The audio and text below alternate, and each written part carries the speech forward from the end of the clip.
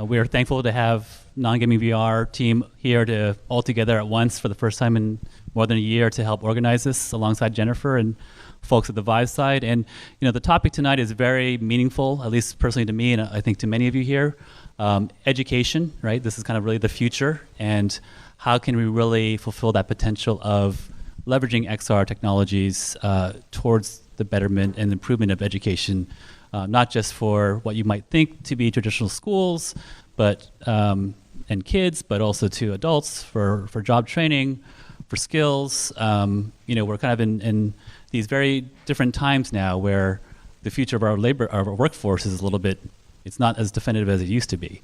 So I think there's some really interesting questions to be answered tonight, and we have a wonderful panel representing everywhere from schools to investors to developers who have really been passionate about bringing education in VR and converging those in XR and bringing those together. So I wanted to introduce, starting from the far end, Mark Anderson, who is the co-founder and president of Lifelike.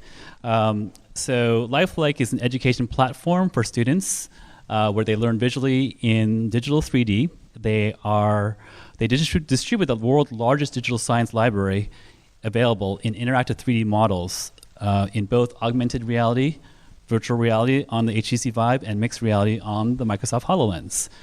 Mark focuses on expanding Lifelike's learning experiences into schools and libraries, and he's one of the nicest guys you'll ever meet. So very happy to have Mark here. Next to Mark, we have MADDIE. MADDIE Callender is the Director of Operations at Boost VC, the VR and blockchain accelerator and pre-seed fund in Silicon Valley, located in San Mateo, and it's co-funded by Adam Draper and Brayton Williams. So there's a portfolio of, I think now you said 280 emerging tech companies, which is phenomenal. So thank you for helping to build this ecosystem. Boost VC is making sci-fi a reality. I like that. Next, we have Tom Impolomeni. Sorry if I'm butchering your name. The co-founder and CEO of Tribe XR. Is that correct? Yes. Okay. So Tribe XR, which I have a demo out here as we do with Lifelike and for Forge FX, is the immersive skills training platform. Tom is an experienced startup founder and operator, having built and co-founded various high-growth tech startups, including Super Awesome. And if you ever want to use your skills to learn how to DJ, Tribe XR is the way to go. It's pretty incredible. Next, we have our education true expert representing on the board here, AZINE DAVOUDZADEH. So AZINE is a dynamic educator, creator, and thought leader. She's been teaching for over a decade and is the founder of XR EDU. She has been researching and using VR in the classroom, so she's really been putting kind of the practice of VR into her teachings since 2016, and has taught intro to VR classes for the Imagineering Program in San Ramon, right in the East Bay. Her recent venture, XR EDU, is dedicated to creating XR tools for the classroom, as well as producing unique EdTech events to unite educators and technologists. And she previously led the group EdTech Connect, which produces several EdTech events in the SF Bay area. And last but not least, we have Greg Meyers. Greg Meyers is the CEO and co-founder of Forge FX Simulations, a software development company based here that specializes in development of custom 3D training simulations. So Greg has been overseeing the development of software apps for over 20 years, working on everything from simulation training programs to video games to internet applications. And currently Forge FX is experiencing a high demand for virtual reality-based training simulators, one of which is right outside here, which you should definitely all try. They all allow for a considerably higher degree of immersion and interactivity. So just please help me welcome the panel here.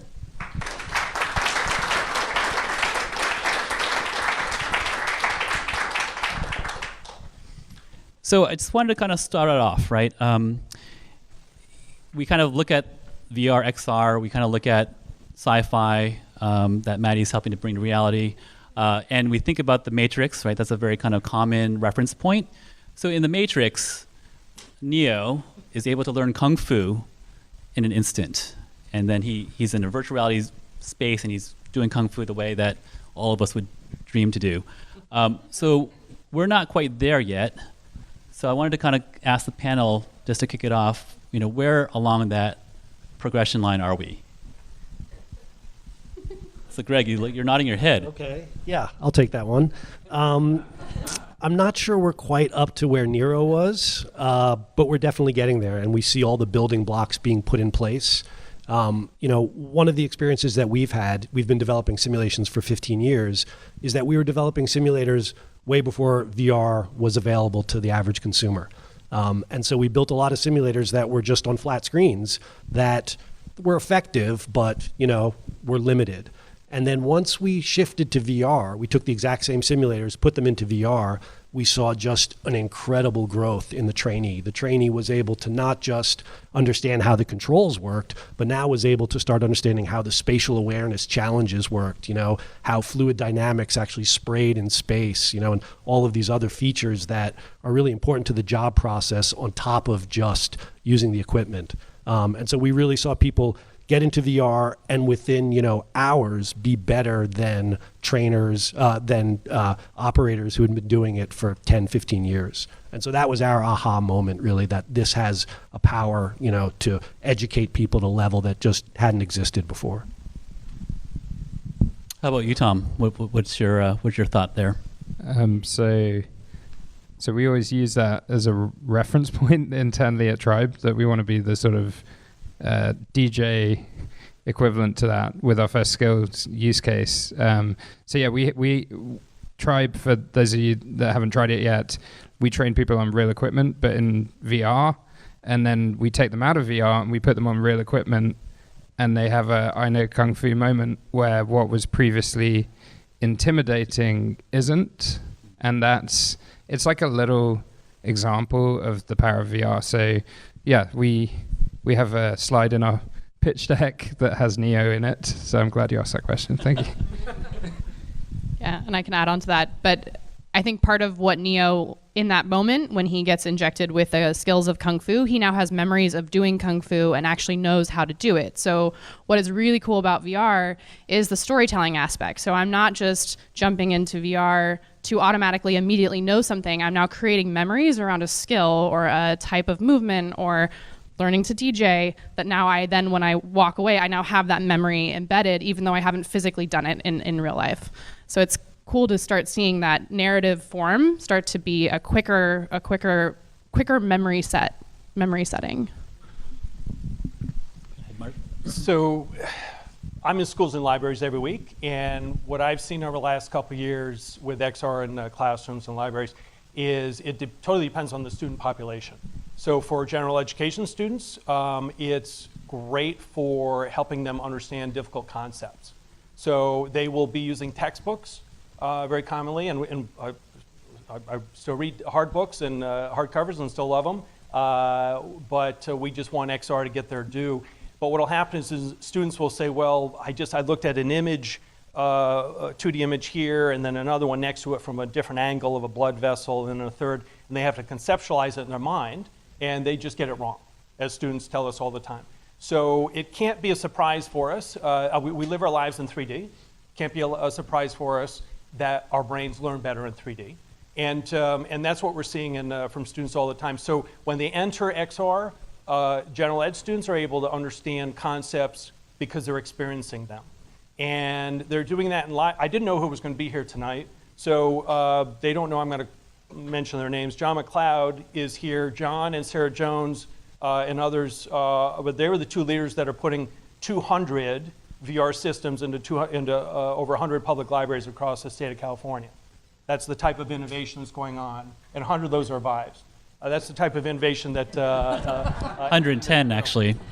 And Chris didn't even correct me. It wasn't. I didn't start that off as a sales pitch, so sorry. And Dane Lancaster is a tech leader for Marin County Office of Education, and we've worked, thanks to Dane, with the Marin Community School in San Rafael. This is at-risk students. Okay, at-risk students they have a different experience than the general population students, and different than the students who are in Title I schools. With the at-risk students, what Dane set up was lifelike on a Vibe. There was also a Rift there that day. There was Google Tilt Brush and one or two other things. the teachers told us beforehand, number one, you're going to have these students are going through trauma in their lives, so real trauma. Some of them have been abused. Some of them are one step away from juvenile school. Some have just come out of juvenile hall. And Dane set up this day for them, and the teacher said, expect about 3 students there, maybe 4. All 15 showed up. And I asked the teacher, what's going on? She goes, well, we made the decision to tell them today's Learn an XR day. They all wanted to be there. And the last thing that happened that day, too, that was incredible, was the teacher said, Mark, expect just no engagement. School is the last place in the world a traumatized student wants to be. And those students were as engaged that day as any students I've ever seen. I'm in the poorest and the richest schools every week. I'm in schools where parents are paying $40,000 a year at an independent school. Those students, at the at-risk student that Dane set up that day, they were as engaged as any students you'll ever see. That's amazing. Thank you. AZINE and the front lines of the classroom as well. I mean, I know Mark gets to a lot of different classrooms, but how do you see that, where we are in that spectrum between now and the future state for NEO? And what kind of impacts do you see that XR is having in your classroom?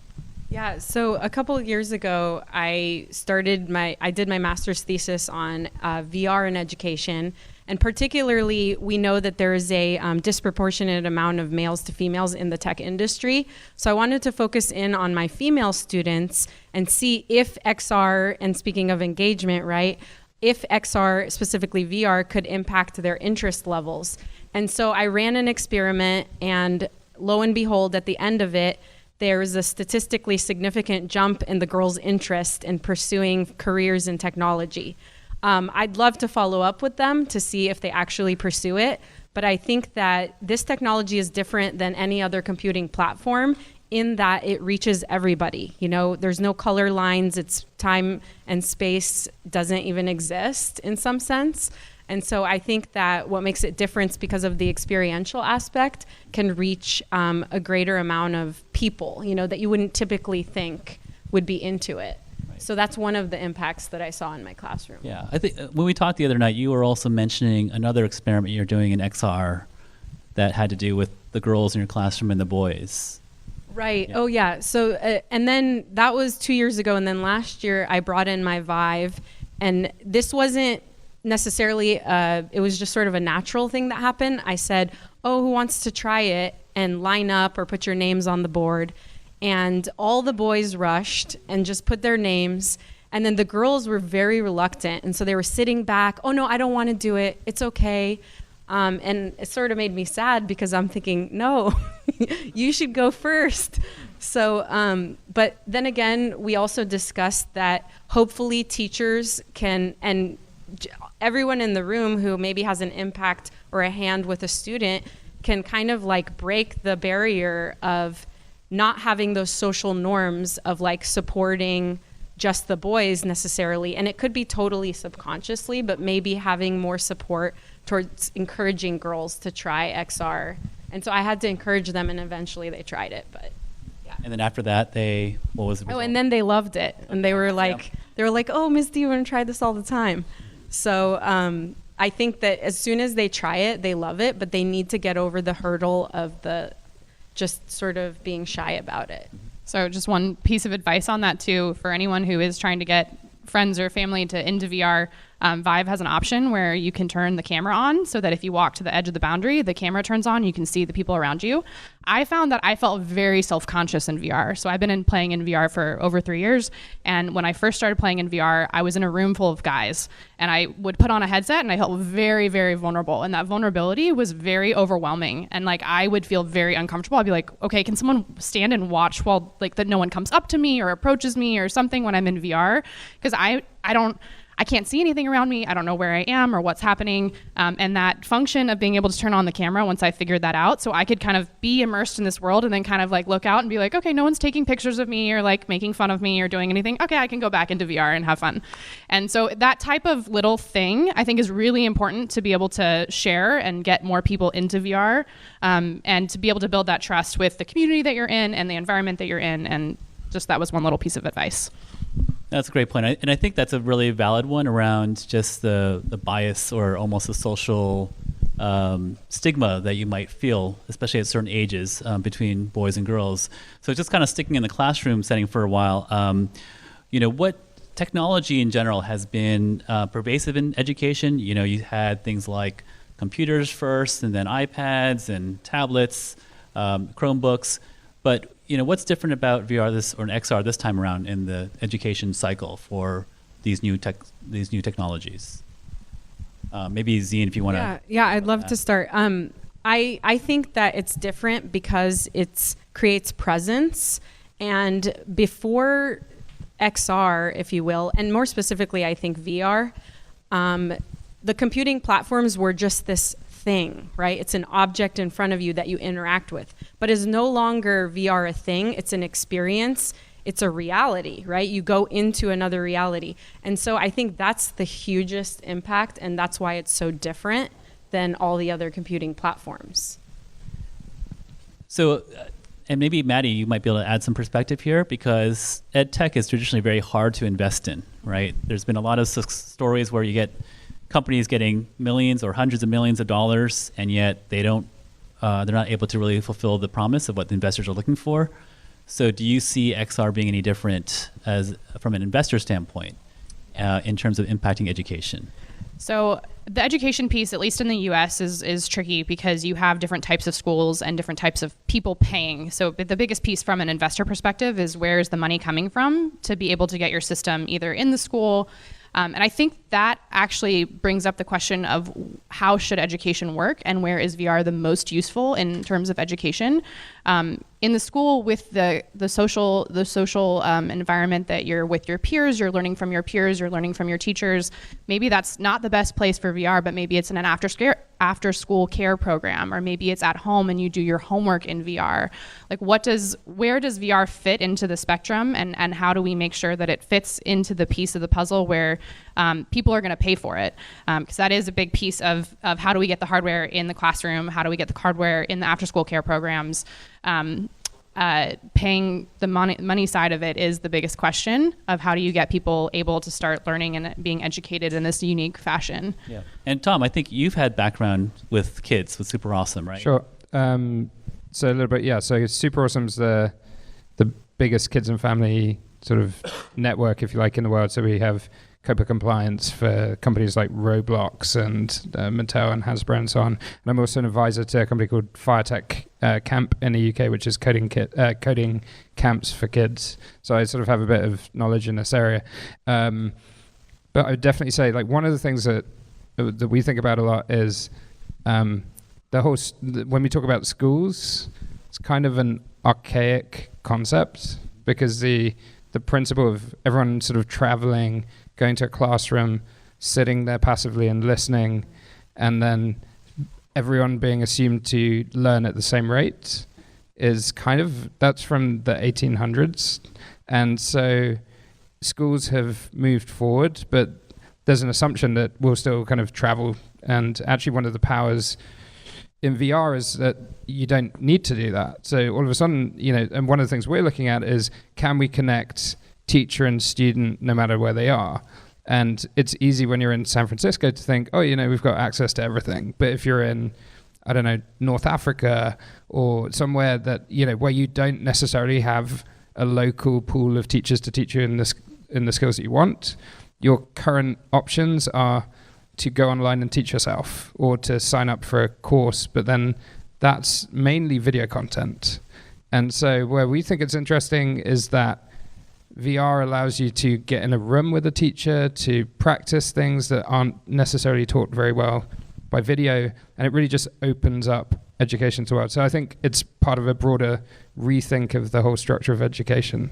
Right. That's a great point. And your experience is all about that. It's all about having the teacher live with you, explaining to you, answering questions, and guiding the student, right? It is. And it's, in a way, that's one way to solve a problem. Yep. And, we think a lot about, is it best one-to-one, one-to-many? What are the best ways to teach? I think that's where, working on a project and a product like tribe is really interesting because you get to think about how do we teach more effectively. And I think, one of the things we were talking about before is when we talk about I know Kung Fu, the magic of Neo was, he plugged in or he took a pill and then bang, he knows Kung Fu. And we're not there, but you can teach quicker using, repetitions on a regular, so if you're operating an oil rig, you don't have to go to an oil rig to practice. You can practice at home, or, if you're repeating things over and over, if you're basically learning spatially, that has been proven again and again to be a quicker way to learn. So I think that's how we kind of see this fitting. So it's in a way, it's just improving the speed at which we learn. And that's a good segue into what exactly you're doing, Greg, which is you're bringing the rig to you. You're not actually bringing people flying them all over to training centers across the country, right? Yep, exactly. I mean, that hits really on what JLG is interested in. And so the JLG simulator that we built is out in the demo area, and they have a conundrum where they are flying people all across the world into Pennsylvania to train on this specific equipment. They're putting them up in hotels. It's just an inordinate amount of money that they're spending. And they're finding that the simulators that we can put them all around the world, people can train individually, as well as it's a multi-user application. So you can have a trainer right in your ear, and you can actually see them and feel like they're in the basket with you training, and you haven't left. You can be in Barcelona, the trainer can be in Pennsylvania, and it's as if he's right there in the basket with you. And it's just, that is something that industry, the enterprise space is really interested in, because it's just going to save them billions. So that kind of, I think we're on a common theme here around kind of synchronous training, right? So both Tom with Tribe and Greg with ForgeFX, you guys are doing synchronous training. So how do you guys scale, right? If it's synchronous training, you're implying 1-to-1 or 1-to-5 or maybe 1-to-many. But how do you pitch that versus non-synchronous training, recorded training or single-player training, if you will? So we think about it a few different ways. Synchronous training it's easier to match 1-to-1 when it doesn't matter where your tutors are in the world than if you have to go to a local studio and then you're using only a local talent pool, if you like. So that's one benefit. The second thing is there's different approaches to synchronous training. So when we think about group training, we also think about sort of hybrid. So recorded training where you also have an assistant. So where you get stuck, you hit a button and then the assistant comes and helps you. Now that's like a commonly followed practice online already. If you get stuck in a sales process on Amazon, or Amazon's probably not a good example, but there'll be a little face that pings up and goes, hey, what's up? And so it's like that. So you can harness these technologies in different ways. But yeah, we definitely think it's eminently scalable because it's global. I would add one thing, in that this is maybe a step further past training, and that's that a lot of our clients are interested in remote operation, right? Training is important, but also they see VR as a method to doing remote operation. So why do I have to put a man at 185 feet or a woman at 185 feet? Why can't he be in VR or she be in VR operating the simulator? And if that's the case, well, why can't that person be living somewhere where the wages are much lower and operating a piece of equipment where the wages are higher? So I can hire operators who are living in, other parts of the world where wages are way cheaper, but they're operating a vehicle here in the US. And so that's where we see the scale really going past training and into operation. So kind of across the board, what results have you actually seen in terms of XR impacting education, in terms of basically improving test scores or improving memory or improving, obviously, the engagement? Both you guys were all talking about the engagement side of things, but maybe Mark, on your side, have you seen any kind of results across different populations? I think you mentioned certainly the children at risk, and there are others as well, I'm sure, too. We have, and we've seen it in multiple areas. So for us, with general education students, we have, first of all, just either reported data from the classrooms or schools that we work with, as well as our own internal data, just showing where we see increased recall among students. and as well as from the schools saying that they are having increased learning outcomes. Additionally, there was a study that's about to come out. Dr. Richard Lamb at the University of Buffalo did a study where it was using lifelike on a Vive, as he also used serious educational games and one or two other formats. And this is a 35-page paper that's about to come out. And what he found in that, he was doing using MRIs, functional MRIs, as part of that testing process. And one thing that he has found or proven, if a student is picking up, say, a plastic heart in the classroom, certain parts of their brain are firing. If they're picking up that heart in virtual reality, the same parts of the brain are firing. So what he was able to conclude is that they are experiencing it as real. So this is really a great implications for education. We're also just starting with Stanford Research Institute another research project over the next month. How about AZINE? Yeah. Actually, I was going to say that same study that I did with the females, I used a writing sample. So what I did was I had them write pre-VR and then use VR and then do another writing sample. And their writing, actually, the level of description, I mean, it's not surprising, but it went way up. I mean, the number of adjectives they used increased. In fact, the number of paragraphs decreased. So it kind of led me to believe it was more quality versus quantity, whereas before they were writing a lot, but it was just sort of didn't make sense or didn't have as much description. So I think in that regard, as far as learning outcomes, that's one piece of evidence that I've seen in my own classroom, besides engagement, of course. I played a lot of like Jumpstart, which is a computer game that was a CD-ROM thing that you played when you were a kid, and it was like something your parents bought as like after school, you pretend like you're playing a game, but you're actually learning something. And I think that was kind of a magical like experience for me in, even though we're talking non-gaming, I was actually learning math. I was learning how to put parts together. I was conceptually like playing with this. And we look at the market size of the Lumosities out there, or the different like brain training apps, or the Calm, or the relaxation side of like all the stuff that we can do to improve our mental health and wellness, and or amplify our capabilities and actually train our brains to be doing things faster, smarter, better. And I think that VR is the natural next step to that, because all of those apps, the Duolingos, the Lumosities, they're making us focus for a certain period of time, and they're giving us a really interactive experience. And if we can pull that into VR, and now I'm not just looking at an apple and going, manzana, this is in Spanish, I can actually take a bite out of it and be like, oh yeah, that makes apple juice, and that's jugo de manzana. I don't know, something like very simple like that. You can like actually start to see how this can learn much more quickly. Again, back to the memory piece of Neo. Now I have that memory of taking a bite of that apple and then pouring a cup of juice from the thing that came out of that apple, and I know how to make apple juice, and I've learned that. I know that skill. I know what those words are, and now I can say them in Spanish.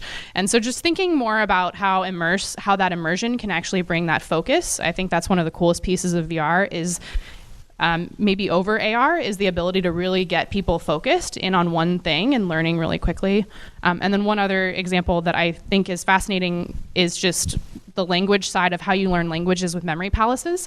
If you start to think about VR, you have an infinite landscape, so you can start to build spaces as big or as wide or as crazy as you want.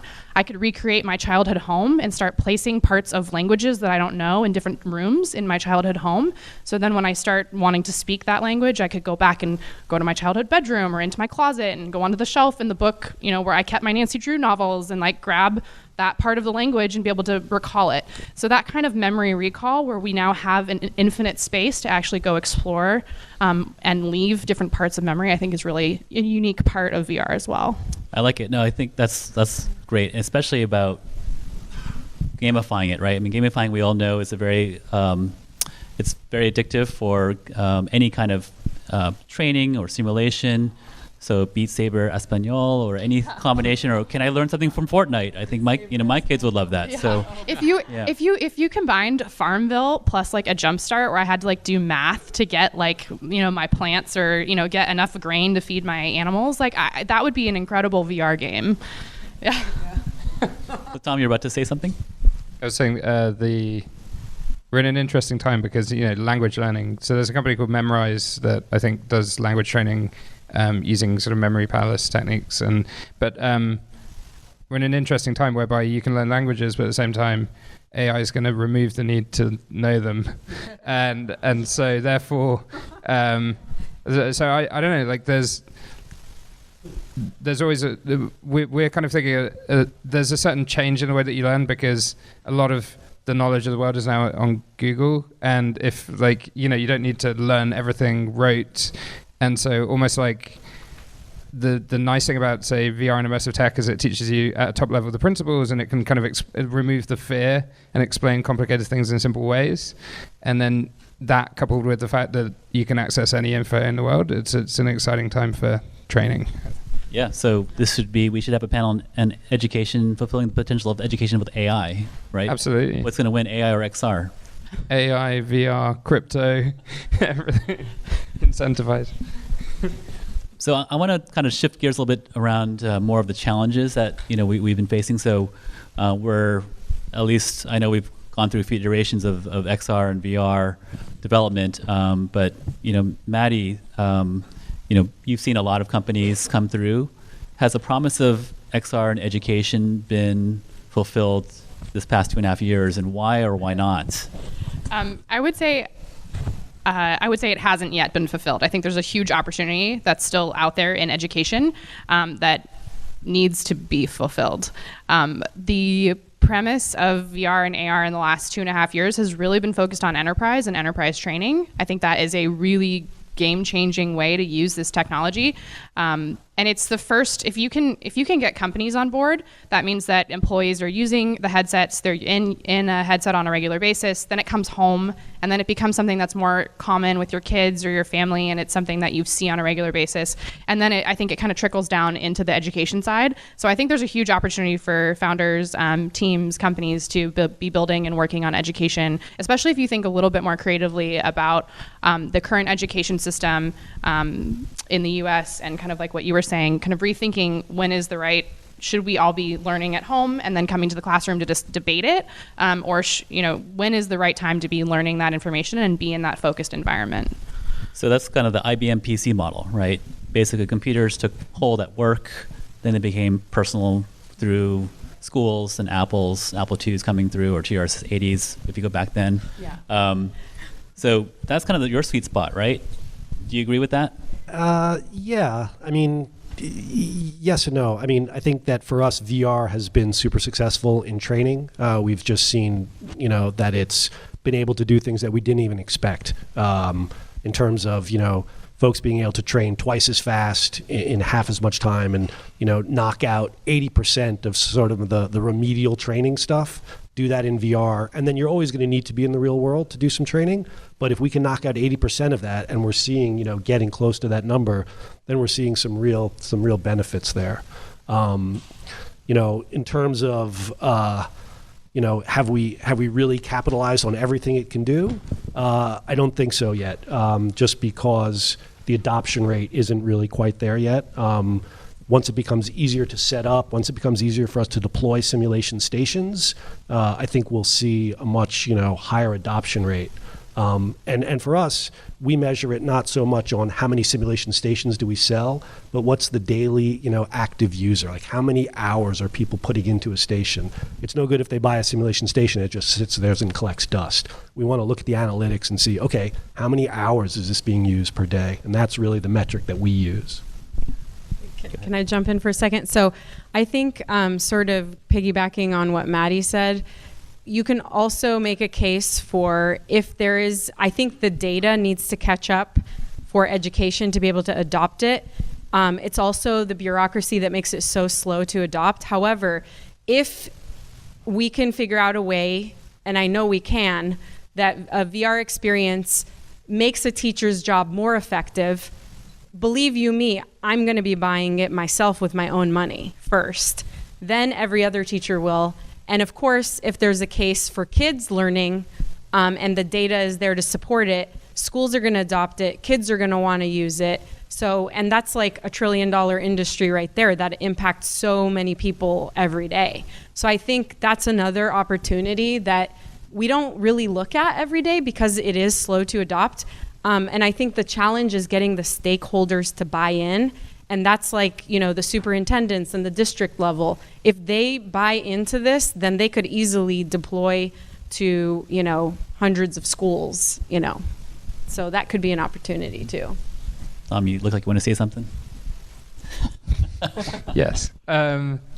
We've only had 6.VR for like 3 years, and basically no one in the world has it. The incidence rate still, even though it's amazing, is like pretty low. So like we're right at the beginning. We haven't got that much user data. There's only really been 3 years of like experimentation. Obviously there's the history beforehand. So, but for us, like it's still missing certain aspects. So, things like eye tracking are going to be really powerful. So being able to know when someone, based on like the position of the pupils, are they focused or not? Are they losing interest in what's being followed? And being able to take that data and improve the effectiveness of education. The second thing is being able to share information on the best methods or the best teachers. So that's something I think there was recently an article written on the way that the Chinese government is approaching this, and they're sharing school information, and teachers are kind of getting together and teaching best practices, and that's having an augmentative overall effect. So I think sharing that type of data on the best methods is going to improve everything. And everyone always says when you're building a startup, like, pick an enemy and go after that. And we always had the enemy being this notion of 10,000 hours. You need 10,000 hours to learn a skill. And actually, if you look into the science behind that, it's kind of not really true, because some skills you can learn in 2,000 hours, and some skills it will take you like 20,000 hours. But 10,000 hours is like every day for 20 years or something like that. You're doing an hour a day.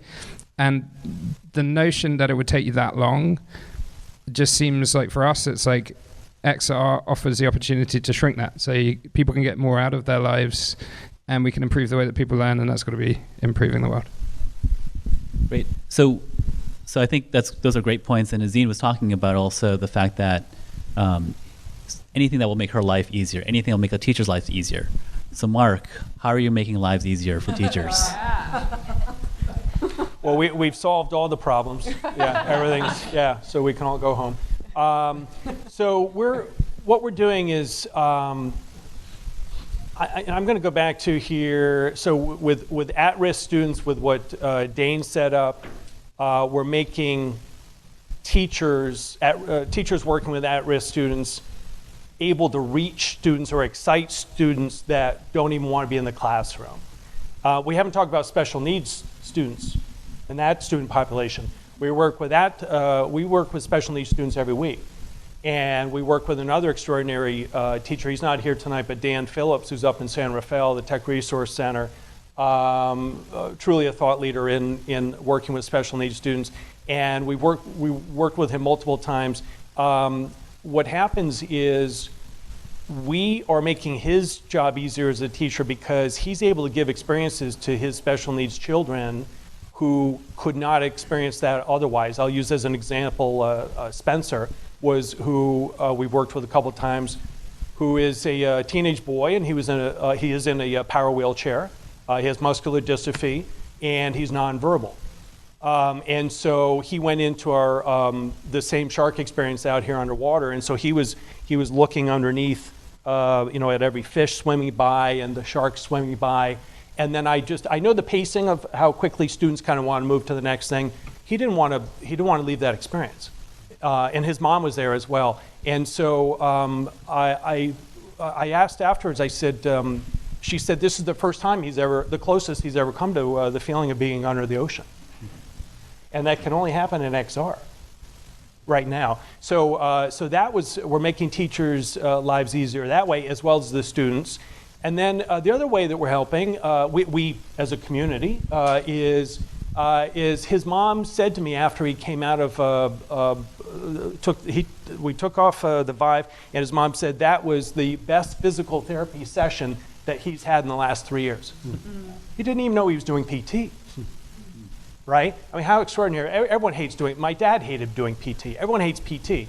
But if you don't even know if you're doing it, and you're excited to be doing. I mean, what advantage is that? Let alone, plus we work with autistic students. And so we make it easier for teachers of autistic children because that, AZINE mentioned earlier, presence and that feeling of immersion. Well, if we had, think of a loved one right now, who might be autistic, if they were with us right now, they might be really distracted by maybe the lights, disturbed, possibly, or the cameras, or there's a sound over here I'm faintly picking up. That could be very disturbing for someone who's, depending on where they are in the spectrum.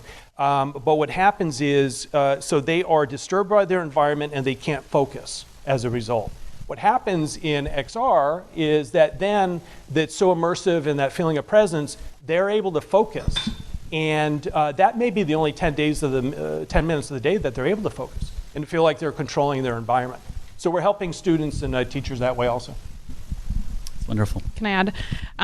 So my favorite class in high school was history, and it was because the teacher was such an incredible storyteller. So every day we would come into the classroom, and it was a U.S. history course, and he would walk through these narratives and kind of tell you about the personal lives, and he'd be talking about a president, and he'd be like, oh, he was a little heavy, and like he, really liked his cigars, and he would, like, it wasn't just a history class where it was like, here are the facts, here are the dates, here's what's going on. It's like you really felt like you got to know that president, and you got to know his relationship or his kids or the story behind what was happening. And I think VR is one of the most incredible storytelling applications, or storytelling is an incredible application for VR. And so it is one of those things where when we start to bring in 360 video and we start to bring in these narratives into the classroom, even in a cardboard in 360 video, being able to step foot in that place or go to that actual physical location that you've been studying in geography and see what the street corner looks like, that's a memory that you're then taking with you to that test. When you go take that test, you're like, gosh, where was that city located? Oh, I went to that capital in VR. I now remember the name of the capital. So there's a lot of things that I think are shifting very quickly using even just as simple as 360 video, where you get to feel present like in another location. So just have a couple more questions before I open up to the audience here. But, I think we talked about a number of different themes here. Certainly there's challenges. It's a long run play, it seems like. It's a marathon. And I know many of you have been running for a long time, very hard, as have I. But the question is, what can we do really to kind of help advance the acceleration of the industry overall? I mean, I think, Tom, you touched upon some points about like some of the hardware challenges and accessibility and putting in eye tracking, et cetera. That's on us for sure, and others like us. But that will come with technology improvement and advancement. But what, as a community, can we do to really help break the barrier on things like job training in schools, skills training, and even investors? I'll jump in real quick just because we run into this all the time. We ship a simulation station to a trade show or to an event or somewhere, and the person who's setting it up is non-technical, and they fail to set it up correctly. And we've spent 6 months, tens of thousands of dollars developing it, and that last hurdle we get to, they have trouble with the trackers, they have trouble with the base station, something fails and the simulator doesn't run. So as much as you can do to ease that setup process and make it so simple, so even if it's easy for you, make it simpler, because there are people who are setting these up all around the world that are non-technical, and if it fails, it's just a colossal failure. And we've had that experience where we've shipped a simulator and it just doesn't run because they couldn't set up, the tech. Just going in order here, I would say that first of all, spreading awareness. So going to events like what we're at tonight, I think is super important, because then we're spreading the knowledge and the knowledge then becomes more support, right? I mean, I think for schools, funding is an issue. So that's one hurdle that we always have to overcome. So I think the more support and the more use cases and data out there for content and education, then the better we can go and say, hey, we need this and this is why, and here's the evidence. So I think just the support of people who are in the VR industry is really key for schools too. Yeah, I think it's a big topic. We think about this as it's a huge there's a huge global opportunity here where if the content is better, if the solution to the problem is better than what exists, like people should eventually choose it. So there's that aspect. So I think what you're starting to see now in the market is better and better content. Certainly for us as a company, what we aim for is, can we teach DJing or any skills training better than what exists, cheaper, faster? Then there's the second aspect, which is if every time you turned your Sonos on, you had to calibrate every room, you wouldn't use it that much. And so every time, and we're a bunch of professionals, we go around and we show all the time, and every time you open the computer, you're like, oh, is there going to be a Windows update, an Oculus driver update, and so this is, and that can that takes us down 10% of the time. So I think it's got to be pick up and go. And so obviously the Vive Focus, the Santa Cruz, all these headsets coming out are the first step towards a consumer product. I think John Riccitello said at TechCrunch Disrupt that there hasn't really been a consumer headset launch yet. It still feels like prototypes. You guys will probably argue differently, but it definitely, we're probably a couple of turns away from an iPhone type moment, I think. I would say that we need to be more creative about how we think about education. I don't think we need to bring textbooks as is into VR. I think we need to really think about, should we go to Williams-Salem and learn math? Why do these things need to be so separate, and why do the classrooms need to be so separate? Why don't we really think about maybe I have to do a geometry puzzle before the Salem witch trials or something. You could start to blend education and be learning really interesting things at the same time. And I think when we start to see that, which is not just a replica of what we have, I think that's the most interesting stuff that's happening in VR. Beat Saber is not something we can do in real life. We cannot go swinging lightsabers around at music notes. When we can get that type of thing in education, and that's when it starts to get really exciting, and that's when it becomes more powerful, and it drives people to go buy a headset or go put up with the flaws of the technology in the moment, because it is so unique and it is so exciting to be a part of. So for us, I'll start kind of on the selfish side. It's just because we are platform agnostic or hardware agnostic, and everything we do in XR, we're work with multiple devices. And so for us, it is hardware adoption across all of those. And then we also need to do a better job just in terms of the content we're creating. So I don't code, I'm not an engineer, but we do have the best development team in the world of education when it comes to 3D. And that's all because of the women and men that we have in the Czech Republic. So setting that aside for a moment, though, the one thing I just wanted to mention is we need more voices. We need more diversity in our world of education. I can't speak to the other industries, but we don't have enough diversity. And so that's what I would encourage. So if you have a passion, and if you're like me, you don't code, or if you do code, even better yet, we really need you, or we need your friends or your girlfriend or boyfriend or whatever to create something that they're really passionate about, because there are students all around the world that need what might be the germ of an idea in your brain right now. Okay, I have to go backwards because I didn't have my investor cap on when I was saying that last thing. We need more investors to be looking at VR too. We really do need the angel investors, the seed investors to be taking VR very seriously, because I think it has a ton of potential. And so I just need to throw that out there too. That's a big piece of that's missing. I'd say, and governments and universities and schools. Yeah. I think they're all warming up to the fact that you can grow your economy by training your people better. So educating better. And so, yeah, I think we're starting to see that. But also, so we work with music schools at the moment and soon other types of schools. And music schools, you traditionally have to go there to study. And the opportunity to broaden your reach and to use new technologies and to improve on the way that you learn, that's a big opportunity. So there's tons of other use cases. So I think it's going to be driven in part by investors, in part by governments, in part by schools. Great. Okay, thanks. I wanted to open up to questions in the audience. So, let's see. Thank you all. Very interesting, inspiring on many levels. I work for the largest public university system actually in the world, and it's here in California, the California State University system.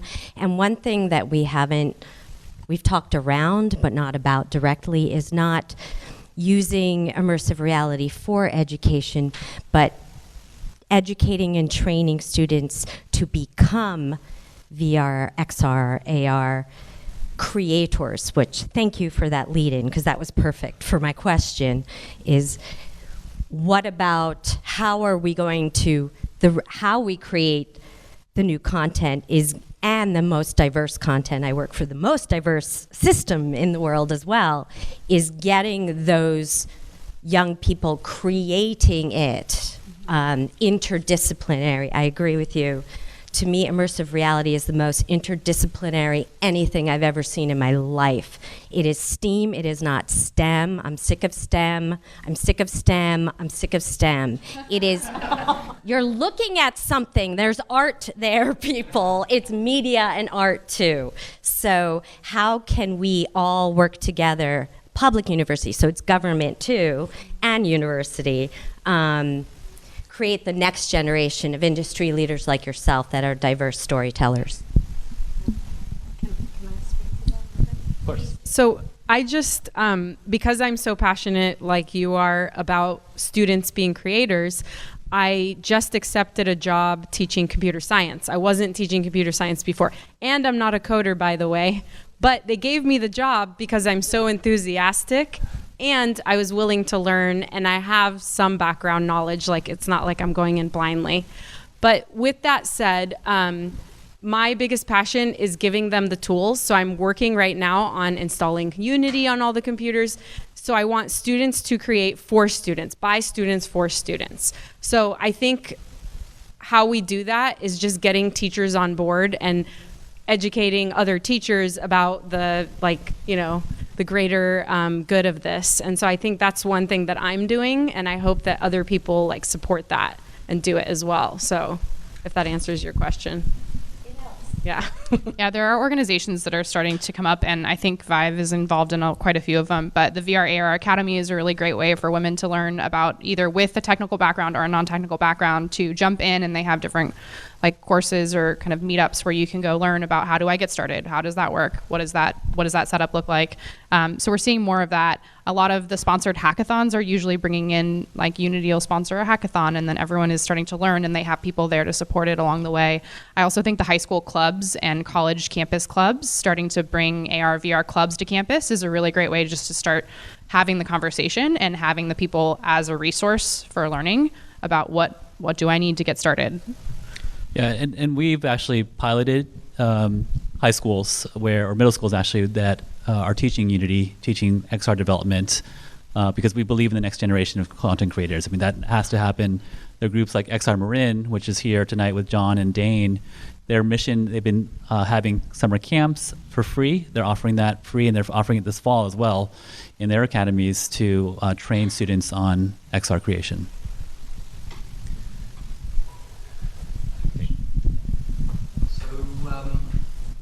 Ago, Chris Mitty and I started this up because we saw there were some gaps in the ecosystem, and I think they're still here. You know, this presentation I gave 3 years ago to this group, but it was different attendees then, and we have moved along a long way. But you know, things that are missing in the ecosystem are a place to put our curriculum and our assessment tools, and to have a user database where people can go in and subscribe to training and education, and we can get their scores, and then we can go in as a teacher, you know, sort of, or an educator, or as an industrial trainer, or an HR personnel, and be able to see how well this person did and whether they need to do it again, or whether now they're allowed to go and do the work in your workplace. A place to go and buy stuff. You know, sort of, it's still not there, and Adobe spoke up, you know, and said they were going to put in an ecosystem. Still haven't seen it. I talked to Cardboard, you know, sort of, they said they were going to put it in, still not there. So the technologies have come along a long way, and you know, the beauty of the things that we see, the products are amazing, but still I think we're missing the ecosystem that will allow us then to deploy it to the community. So it'd be great to hear, you guys have got little slices, but do you see any ecosystem evolving?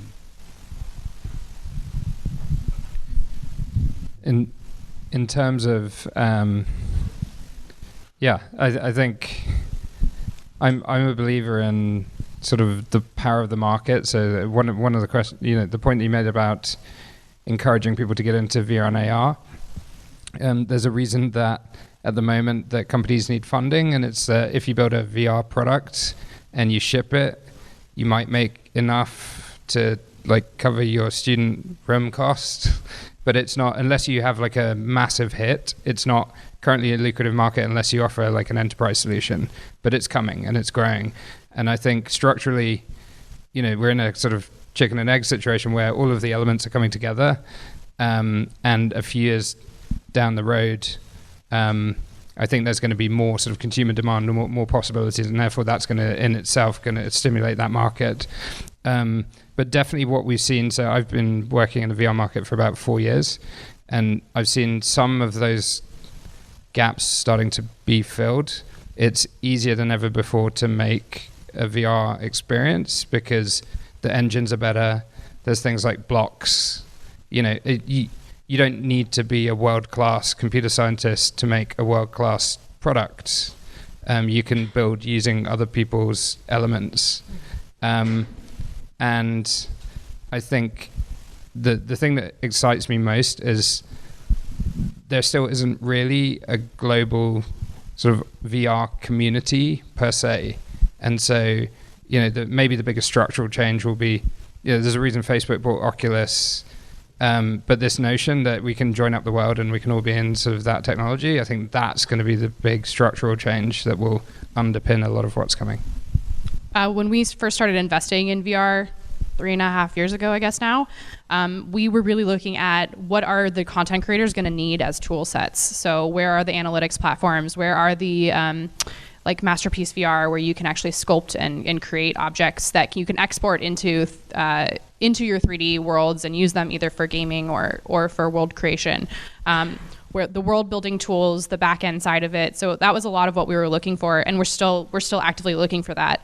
The developer community needs to continue to grow to be able to support those companies. The analytics tools are kind of struggling just because there aren't enough players or enough headsets. We're not really seeing enough of the growth right now. So I think it's still coming, but the tools for helping people create content and learning the content, I think, is still a big piece of the puzzle that is being built right now. Also means we're still early, which is exciting and an opportunity. Okay, let's go over here.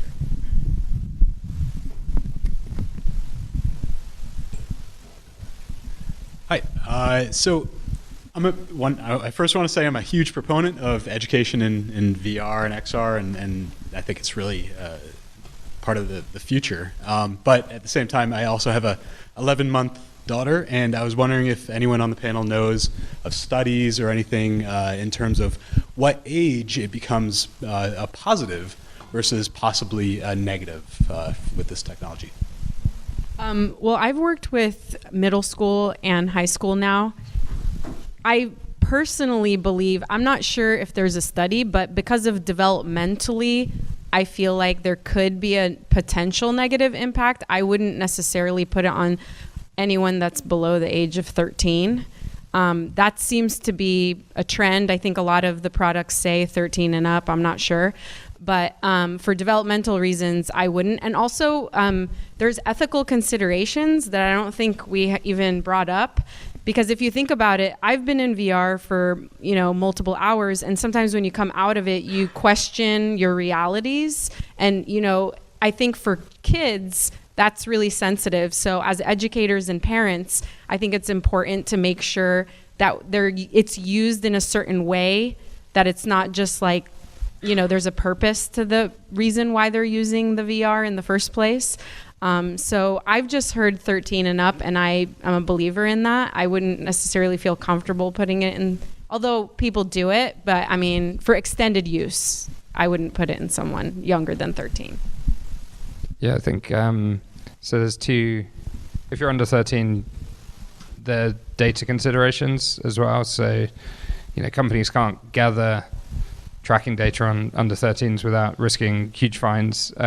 So there's that element for the 13-year-old reason as well. That's the kind of what Super Awesome does. And but I have 3 daughters. They're 5, 2, and 1. We haven't tried on the 2-year-old and 1-year-old, but a 5-year-old loves VR, even though she's not allowed. And especially like Disney VR experiences. I just leave that there. But so I don't know. I'm an optimist when it comes to new technologies. I think if it improves their learning, then it's a good thing.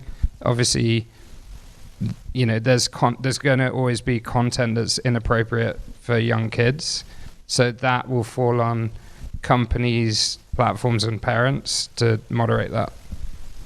So we have time for one more question. So I think here, just for approximate purposes. Thank you.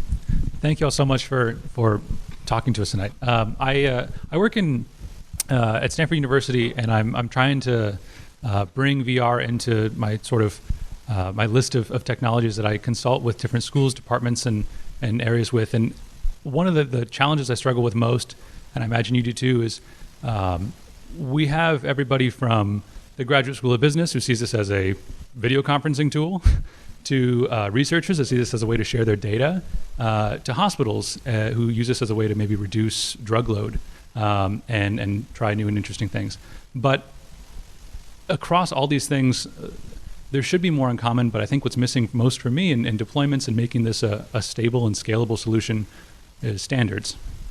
And my question for you is, if you could put the inertia of all of this our XR developers, whether that's in hardware or software or services, where do you think standards are most important right now? Realizing a balance between innovation and adoption.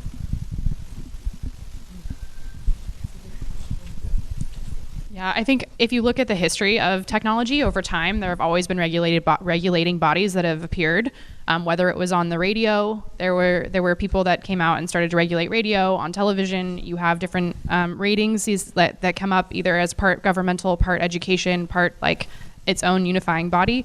So I imagine that in the next, if it hasn't already been started, then in the next few years, we'll probably start to see some sort of like regulating body actually saying what is a Steam rating versus another platform rating versus I can buy it off of a website rating. Like, is there something where we need to have a consistent level of rating? I also think that ratings are going to have to get way more interesting. Right now, the like 3 settings of like easy, intermediate, and like extreme is just not acceptable because a lot of the things that I want in a VR experience might have a really intense like creative or mathematical side of something, but not a physical. I don't want to be scared in that setting. So it's a really tough. It's a really tough dynamic to put that into a mild, medium, or like spicy, I guess would be the version. So like we need to start thinking about the different levels of ratings and how to actually break those down into maybe a few different categories where you could have one rating set here, one rating set there. I don't know the answer to who's going to be the one to start building that. I think that's a really fascinating question though. I need to think about that more. Yeah, and just to piggyback on that, I was talking to Chris earlier about creating like a teacher's manual, because absolutely, not only do teachers need to know how to work the equipment, but the considerations that you're making are very important, obviously, when you're working with children. And I think that a guideline or a manuscript will be created. It's just a matter of time. And I think one thing that I said earlier with ethical considerations, I think those need to be, I think AltSpace VR originally didn't have any bots, I don't know what to call them, but if you notice, they they had people in there, and then they started in those social platforms, they started increasing people's, because I actually myself, like, you can have negative experiences in VR and sometimes more easily because, oh, anything goes. So I think what you're saying is very important, and I hope that those standards come to fruition soon. And technically right now we don't have any regulation on whether or not parents can let their kids watch screens. And I think that's like the mommy bloggers have all sorts of like naysayers or pluses and minuses to why a television or an iPhone would be good or bad for your kid under a certain age. So I have a feeling that like a lot of parents are just going to start joining the discussion as well as this becomes more popular in deciding what's best for their kids and how they want to raise their kids. Because I do think under a certain age, like you aren't going to have regulatory control over whether or not you allow your kid to watch TV. And so that's just going to be kind of up to the parents and probably like the parental control. I mean, the parents are going to start writing those manuals and guides for how you bring a Vive into your house and what kind of parental control locks you put on it. Great set of questions, and thank you very much, panelists, for all your answers and insight. Give them a round of applause.